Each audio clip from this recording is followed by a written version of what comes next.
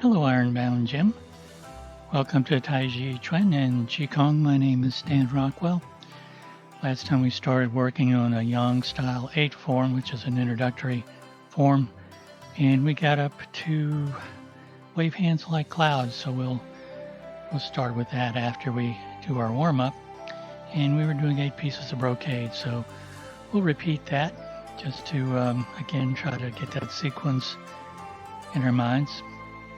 You start off getting your foundation set up. Remember, the foundation is all the area inside the outline that goes around the outsides of your feet. Everything in that rectangle is your foundation. You want it to be very sturdy and very stable. You have your feet about shoulder width apart, as parallel as you can get them. Remember the 70% rule and the stay in your comfort zone rule. You only do 70% of whatever you're capable of at this moment, and if anything causes you an issue, you back off until you can smile. The thing about no pain, no gain isn't really true. You push yourself, but you don't hurt yourself. You start to notice how the bottoms of your feet feel against the floor and through the floor to the earth, how you're evenly balanced left, right, front, back. So you're not leaning in any direction. You're sinking down into your feet. You can use the Yongchen points, the bubbling wells, center of the forefoot, as energetic points. It's the K1 acupressure point, the kidney meridian. You can use 3 points on the bottoms of each foot. Ball of the foot at the base of the big toe, the ball of the foot at the base of the little toe, and the center of the heel. And just root those down into the earth. In Yang family, rooting is used a lot as a visualization or metaphor for keeping yourself grounded.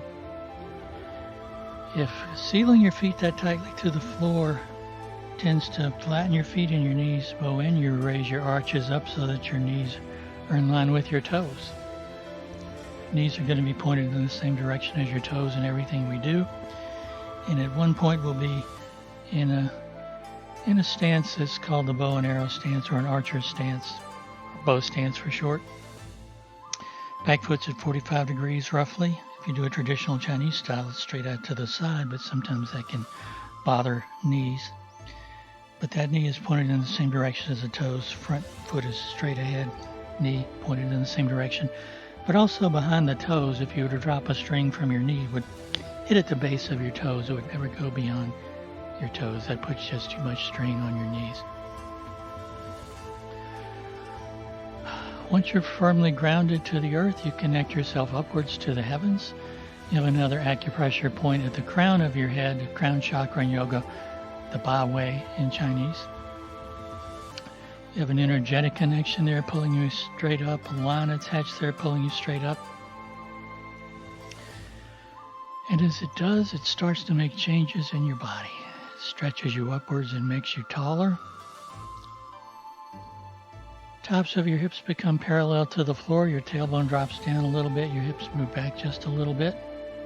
Flattens out your stomach, flattens out your lower back. Again, if you don't feel comfortable with that, just relax until whatever feels right for you. Tops of your shoulders become parallel to the floor. They relax down a center line like your shoulder blades are flowing down your back. As that line pulls you upwards, it lifts the back of your head, tucks your chin in a little bit. Imaginary line across your eyes and ears is parallel to the floor. And your head may be moved back just a little bit so that it's nice and balanced on your shoulders.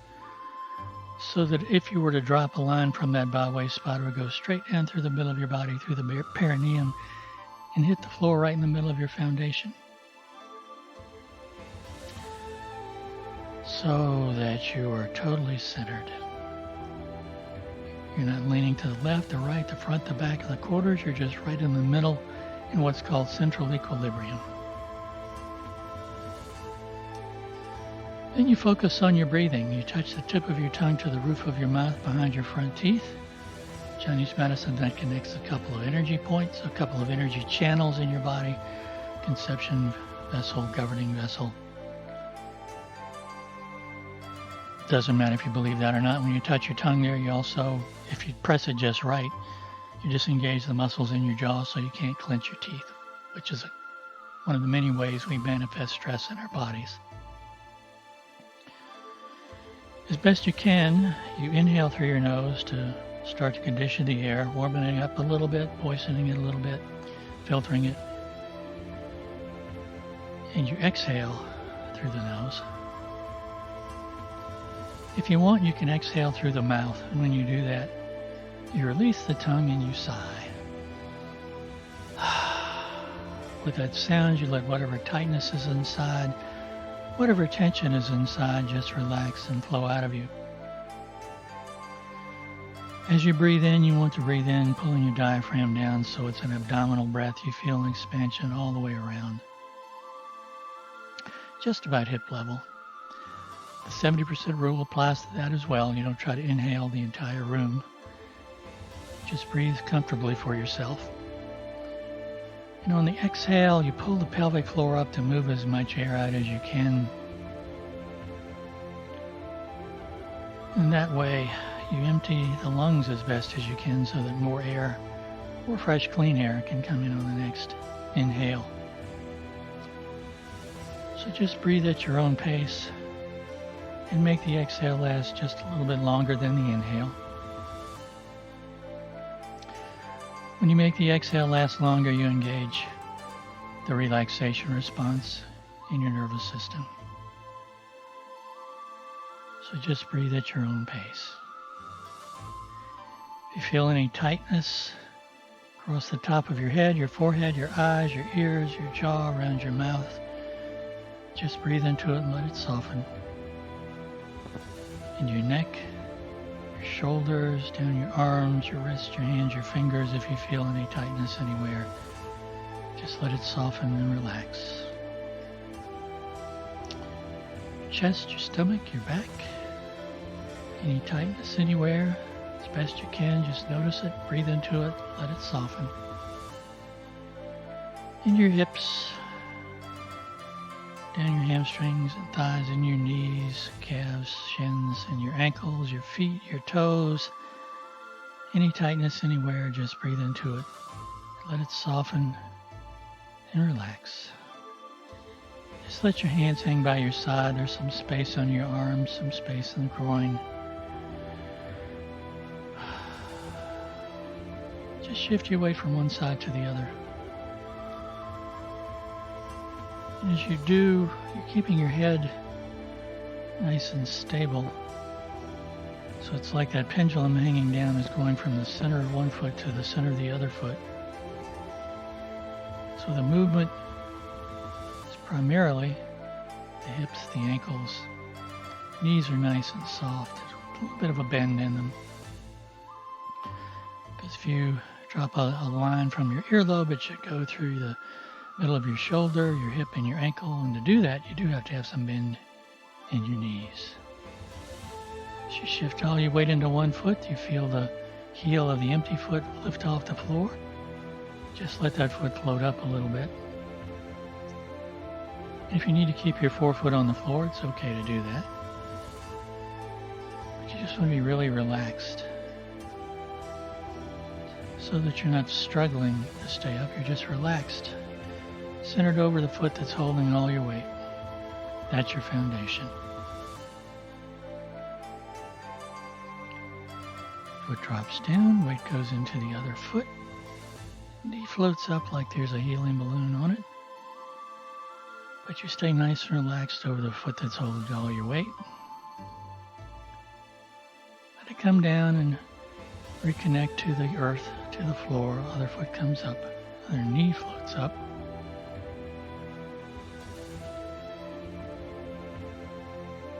And then down.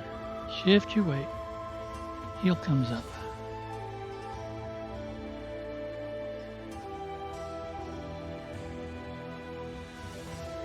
Shift your weight. Other heel comes up.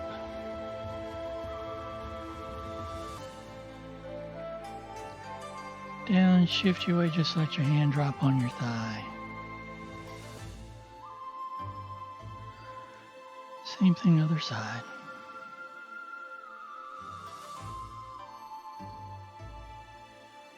As you shift your weight from side to side, you start to turn on that center axis, just letting your arms swing.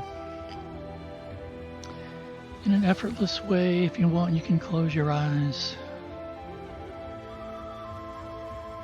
Visualize yourself at a place where you feel very safe and secure. As your weight goes into one foot, the heel of the other foot gently comes up off the ground just a little bit.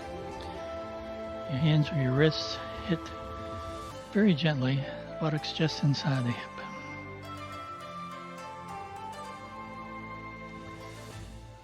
If keeping your eyes closed makes you a little dizzy, just open your eyes and look straight ahead. And keeping your head stable actually loosens out the muscles in your neck a little bit. And the hand in front comes up and it taps or it drums just inside the shoulder. And then at the base of the rib cage.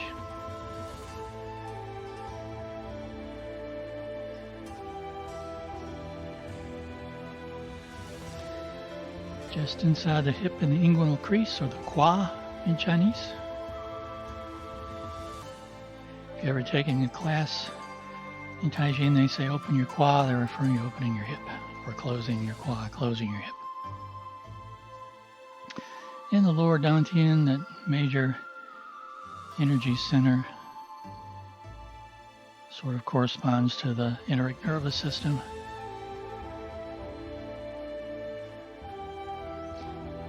And then just let your arms swing. Come back to the center. Then like you're holding a big gigantic balance ball. Upper hand keeps your head nice and stable. Lower hand moves your hips out a little bit. Keep your knees nice and soft. Turn to the other side. And just remember to keep breathing to your abdomen.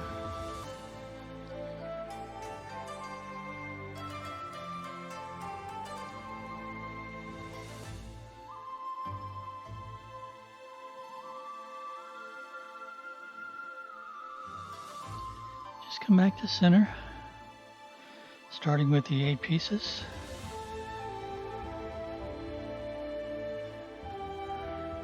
First, you interlace your fingers. You hold up the heavens like a pillar, but we go a little bit further. There's one version where, this is the whole first movement, but we come up on our toes and down, angle to one side, angle to the other side. Hands come back down, backs of your fingers touch the top of your head, reach up again, turn your hands so the palms are facing down, and come down and you massage down the outside. It's an inhale. Exhale. Inhale. Exhale. Inhale. Exhale.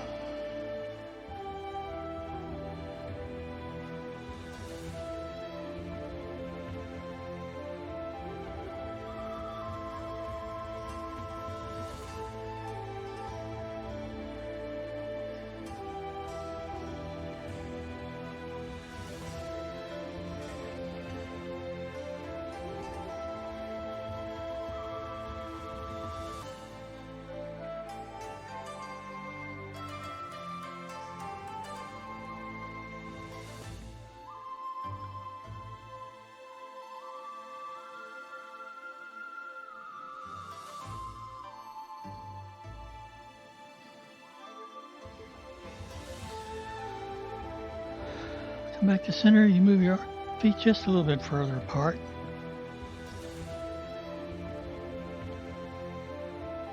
And toes are still pointed towards the front, so there's some nice bend in your knees. We're going to squat a little bit with this one, so your hips move back so you keep your head over your foundation. You have your hands in front of you like you're holding a ball. You grab the string of the bow with one hand, other hand becomes on the bow and the arrow. Presses out as you squat down. Hand comes across. Press down the arm. Exhale out to the other side and inhale.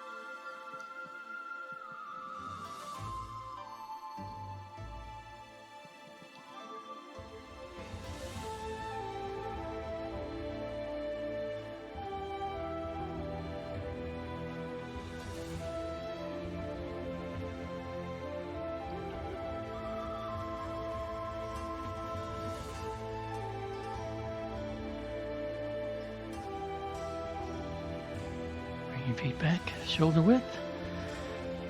We're going to do the owl next, looking behind. So depending on the shape of your knees, hips, you can just turn your head like that. If you want to turn your whole body, make sure you keep your knees nice and soft so the head turns, the shoulders, the hips, knees soft and go forward. You keep your eyes open, you look as far behind you as you can, and like an owl, you may be able to look straight back behind you, but you're massaging your internal organs when you're doing this. And according to some of the Chinese, the way you're moving your eyes, you're exercising muscles around your eyes too, and hopefully improving your vision a bit.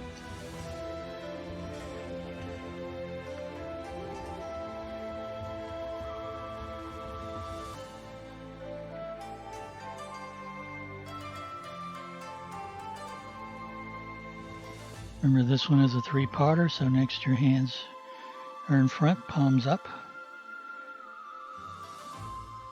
Remember to breathe.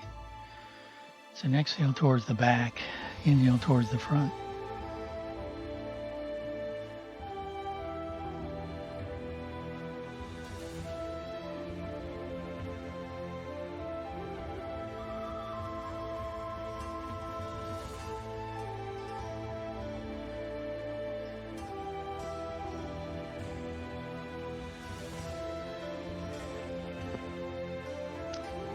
And then remember, third part, hands go over your kidneys, thumbs on tops of your hips.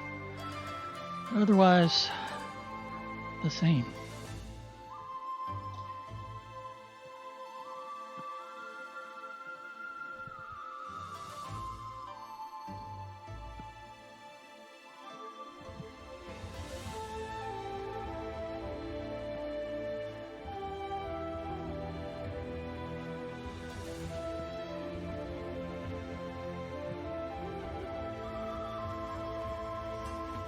Back to the center.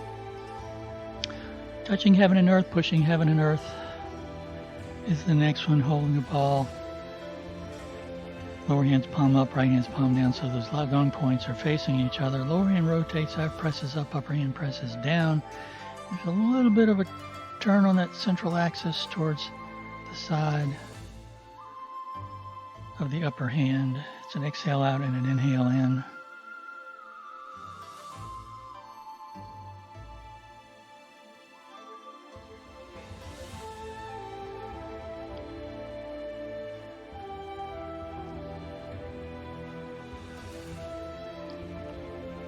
And this one is for massaging internal organs and getting a stretch in your back.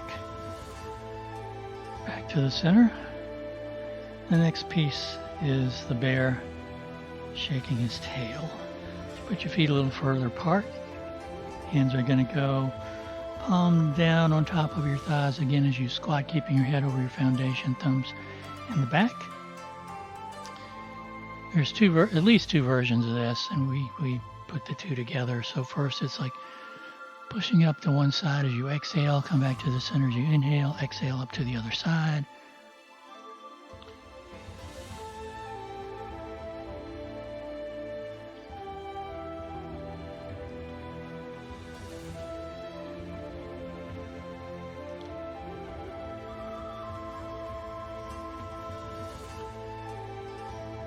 And the second way is just making circles. First one way, and taking care of your lower back, so keeping your head over your foundation.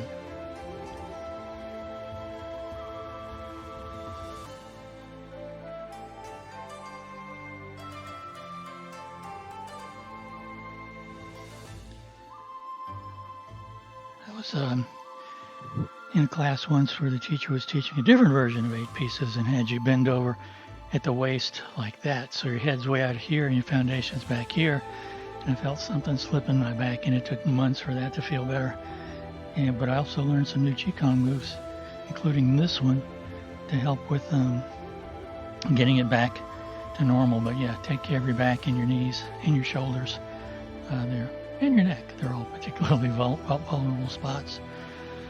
Having said that, the next one is touching your toes. So Again, hips are going to go back, knees are going to bend a little bit so you can keep your head over your foundation. You're not moving out at the waist like something bending over at the waist, making a right angle.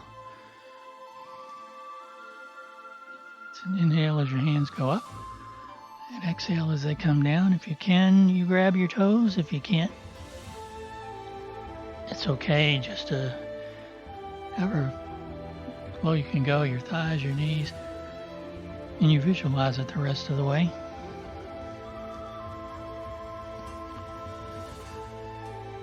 A couple weeks ago, I had a medical procedure that made this impossible. So as far as I could go was my eyes and visualized it the rest of the way.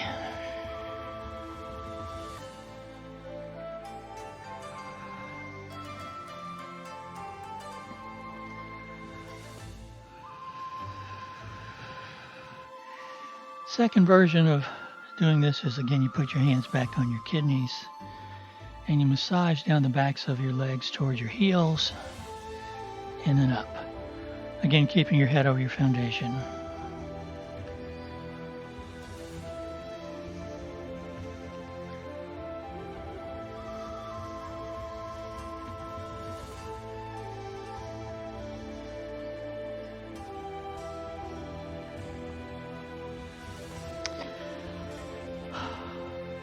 The next is punching while you give a stern gaze or you look with angry eyes. It's another visualization where you visualize stagnant or stale energy shooting out of your eyes and leaving you. You can do the same thing with the breathing. You visualize clean air coming in and then gray, stagnant energy flowing out when you breathe out. And that's especially used in the metal sequences of 5 elements sometimes to try to visualize getting stagnant energy out of your lungs out. But for this, we're just going to get ourselves in the horse stance, fists at the hips. Fist comes up as you punch, you rotate the arm, you give that stern gaze, open your hand, curl your fingers, and you pull back in. It's an exhale and an inhale.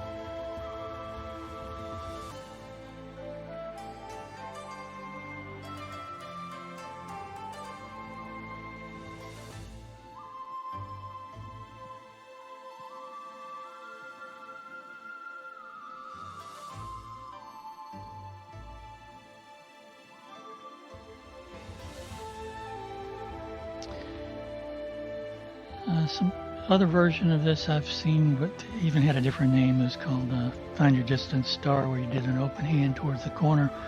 You look between the index finger and the thumb, mouth of the tiger in Chinese. It's an exhale and an inhale. You still give them the stern gaze though.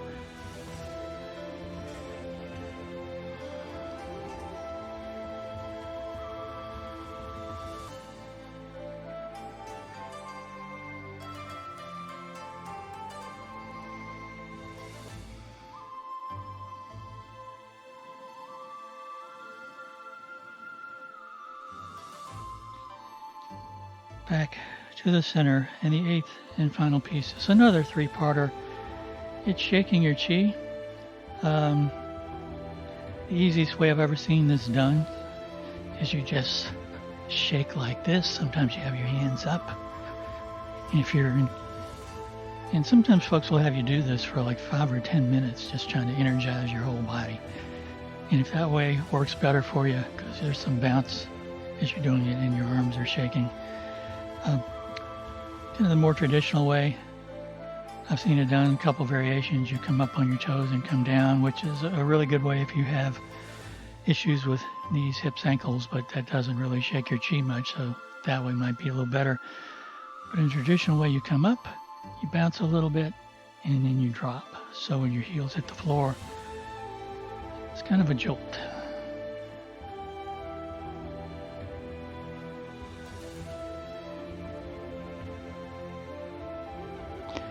It's a 3-parter, hands in the front.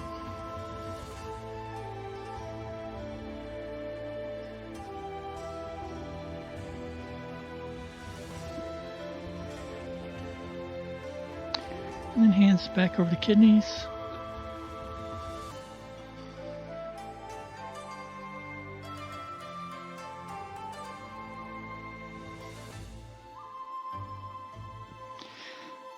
Come back to the center. In a more traditional type class, you might hold a standing meditation for the next 5, 10, 15 minutes or more. We're not going to do that because you can just do this pose on your own anytime. We're going to balance everything out.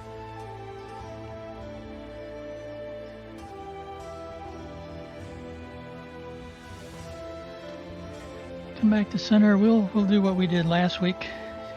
If you weren't here, you can scroll back through Facebook and find last week's lesson. Also, I'm putting this on my own YouTube channel, which you can find at williamsburgtaiji.com or findingdao.com. And we have a playlist just for Ironbound. So remember, don't worry about left or right. We're not going to worry about that. I'm going to do it facing you, so it'll be in the reverse. You get yourself nice and centered. Shift your weight, going into my right foot. Left foot goes out about shoulder width. Toe touches. When the heel touches, the arms rotate so the palms are facing behind me. Arms come up. Fingertips drooped. As they come down, fingertips trail. When they get almost to waist high, you turn on that center axis.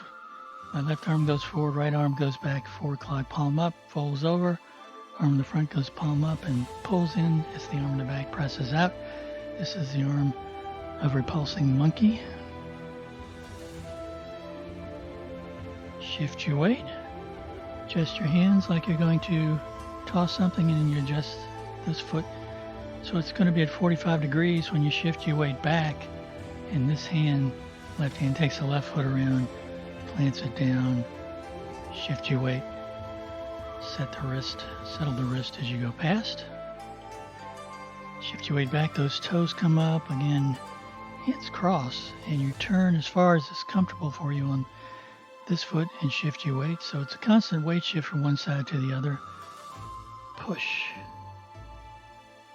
Shift your weight back, toes come up again, arms come up around holding a ball, turn. You step into part the wild horse's mane. First to one side, hold the ball again. Part the wild horse's mane. Remember last time we said you can, when your hands cross, you can cross your palms, but you might try crossing your palm past your wrist. I feel a whole lot more tingling in my hands when I do it that way. And at the end of it, there's not a whole lot of a bend in your elbow, but there is some. You're in a bow stance, and hand in front's lined up with your shoulder. You have acupressure points. It's actually your lung acupressure point right here, the first one, and an acupressure point in the Laogong point. You're lining those up. Let me face the other way so you can get the left and the right. Been joined by Leo. Annie's asleep over behind the camera. Nice and centered. Shift your weight right. Left foot comes out. Toe touches, heel touches, palms face back, arms come up and down. Repulse monkey. One side. Other side. Shift your weight left. Adjust your right foot. Hands like you're going to toss something. Shift your weight back. If you need to, you bring that left foot in for a T-step. Left hand takes that left foot around, presses it down. Shift your weight. Push. Shift your weight back. Do the same thing to the other side. Shift your weight back, hold the ball. Part the wild horse's mane, first to the left, then to the right. My left foot's at 45 degrees, so I just do a little lift the toes, have the toes pointed now so they're straight ahead. And as I shift my weight back, this hand out to the side folds in. This hand brings this foot in, so I'm facing in that direction.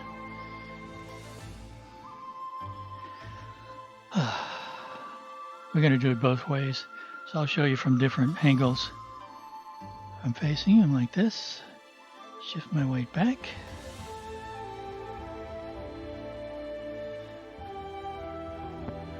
Let's do it from the side.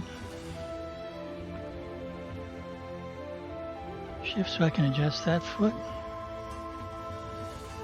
And come in.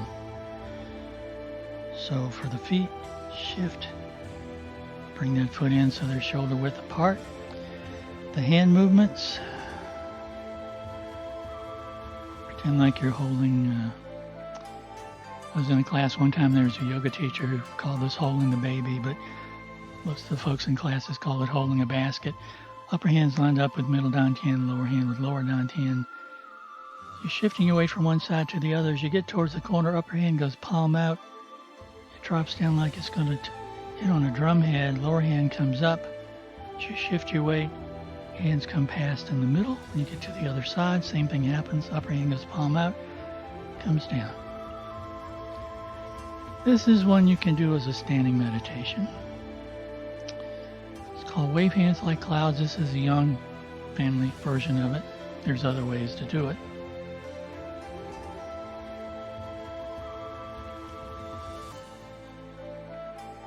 We've talked about silk reeling before and about stability in your stance. When you, in a forward bow stance or reverse bow stance, you have stability in all directions.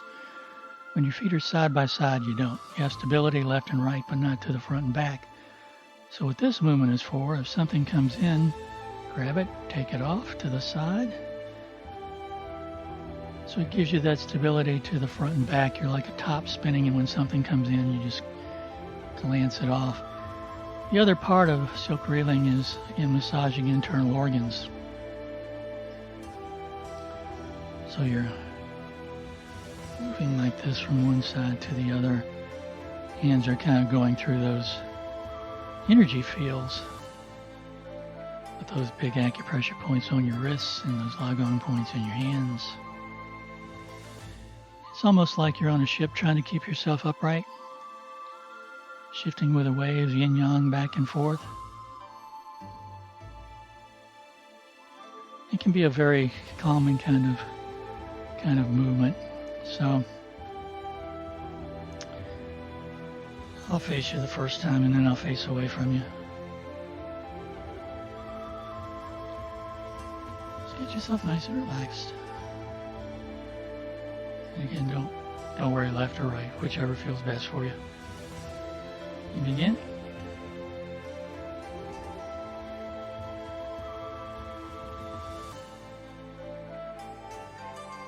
Repulse the monkey.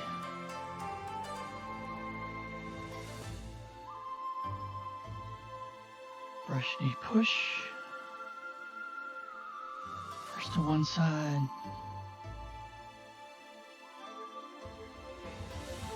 The other side. Part the wild horse's mane first to one side. And the other side.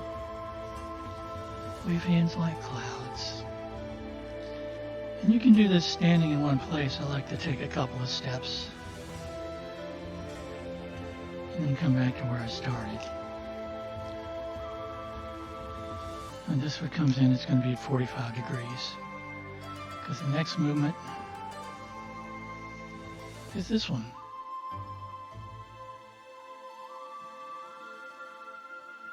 Golden Rooster stands on one leg, and you're going to do it on each side. You look at it from the side.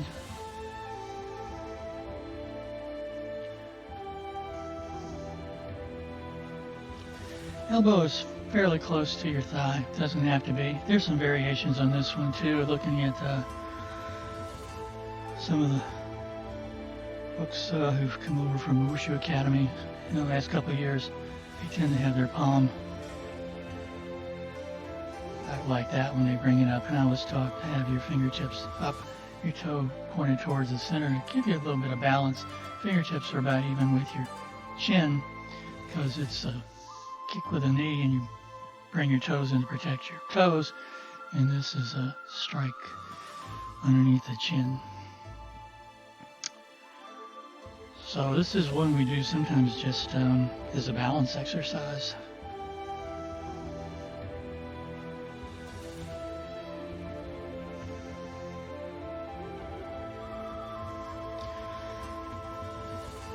Not particularly complicated, but it does cause you to get yourself centered and balanced. So I'll face away from you, and we'll do it all the way through up to there. And begin.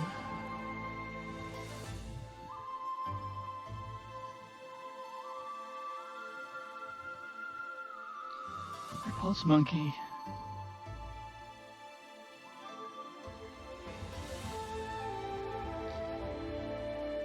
Brush knee push.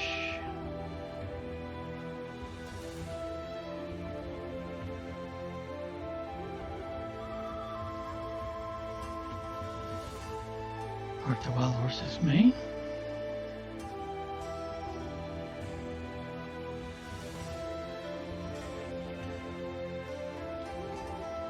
Wave hands like clouds.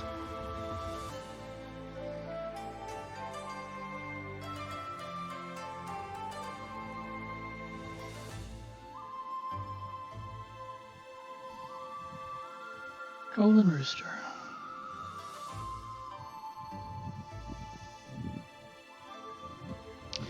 And the movement after a golden rooster is one we often do in class as a balance exercise too. It's just kicking with the heel. So if we're up like this at the end of the second golden rooster, if it just comes down 45 degrees, I'm going to kick with the right foot so right arm goes underneath the left for cross hands. Right arm's going to come out in front of the left leg and be over top of it to keep it from being knocked down. The other hand's going to be at the side, sort of counterbalance, sort of to protect your head. So it's a kick and a kick, and it comes down.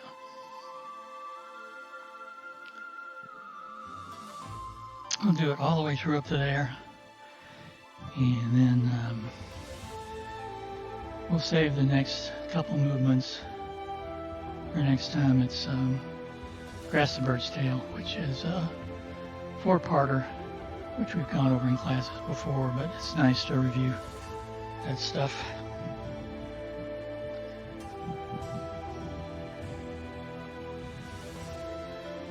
And begin.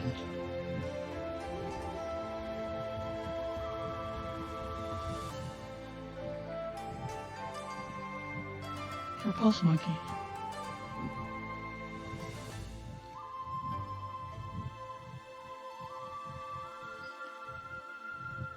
Brush knee push.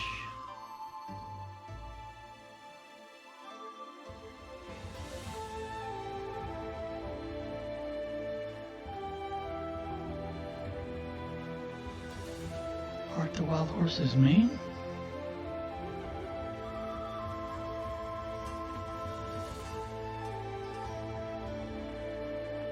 Wave hands like clouds.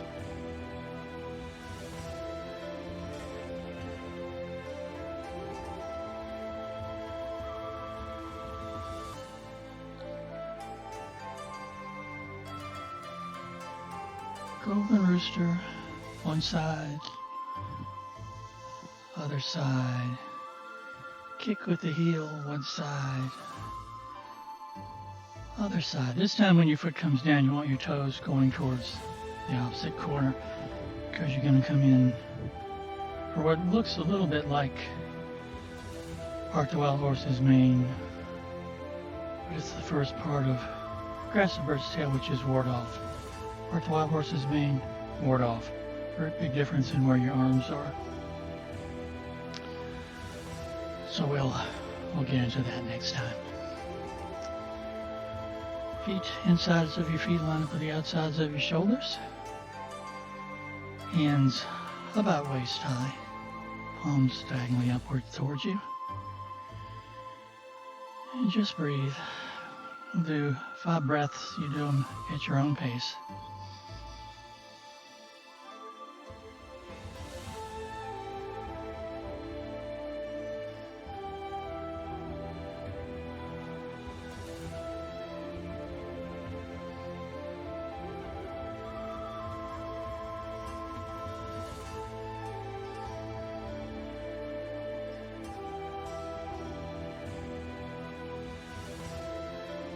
And that's earth. Next comes metal. Hands come up for open and close. Inhale and exhale.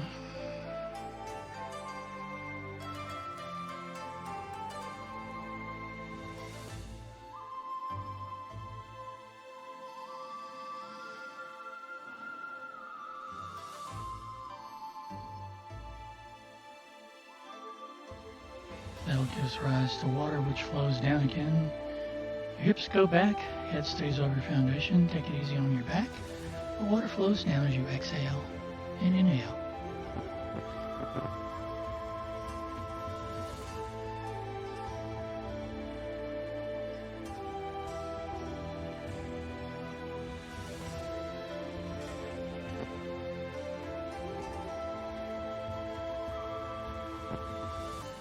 Water gives rise to wood. It's that big circle as you exhale up and inhale down.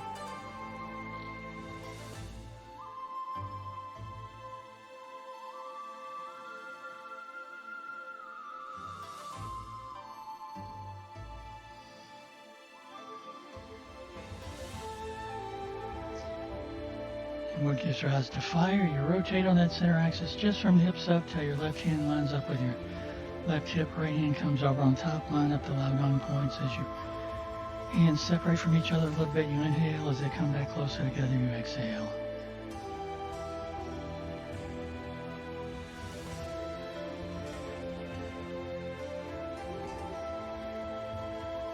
Then we rotate on that center axis to the other side. As we do, we turn the hands, keeping the palms facing until we get to the right hip, left hand on top.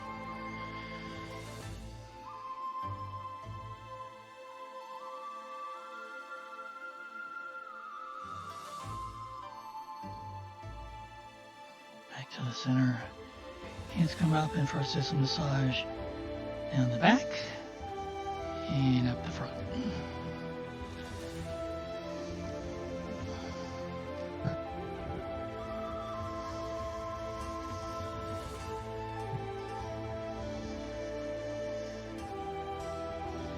And then that standing meditation, it's called standing stick or standing pole.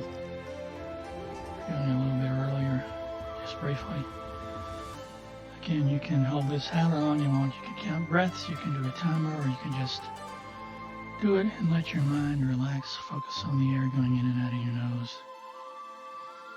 until you feel like you're done.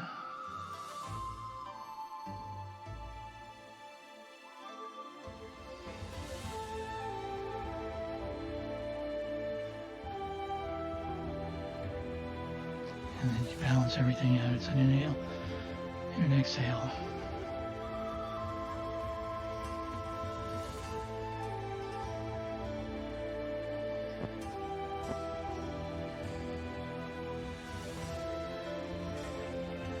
Thanks for joining me. Stay safe, healthy, and well.